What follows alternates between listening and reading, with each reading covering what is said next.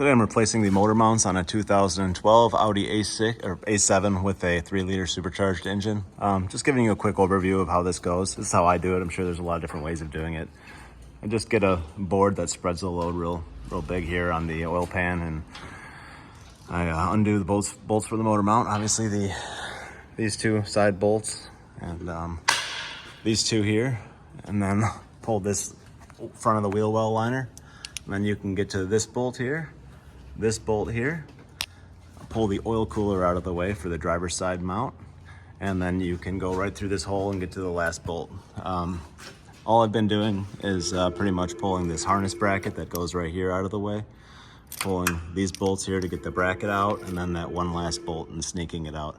Once you have the bolts all loose and the motor mounts are no longer attached, you can just raise the engine up high enough where you can kind of sneak it all out of there. If it happens to have this coolant pipe, you can just undo this one bolt right here, and then you can kind of wiggle this to help clear up some room to get this mount out with the AC compressor in place. So the only thing I really have to remove here is the little bracket that goes there, the oil cooler that goes there, and able to lift this up high enough to unbolt the mounts and pull them out.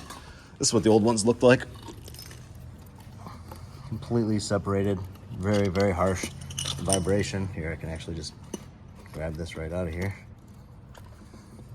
Very harsh vibration. Both sides were the same way, so yeah, that's it. Not that bad of a job. It'd be a little bit of a fight if you were trying to do this at home on your back without a hoist, but it's doable. So thanks for watching.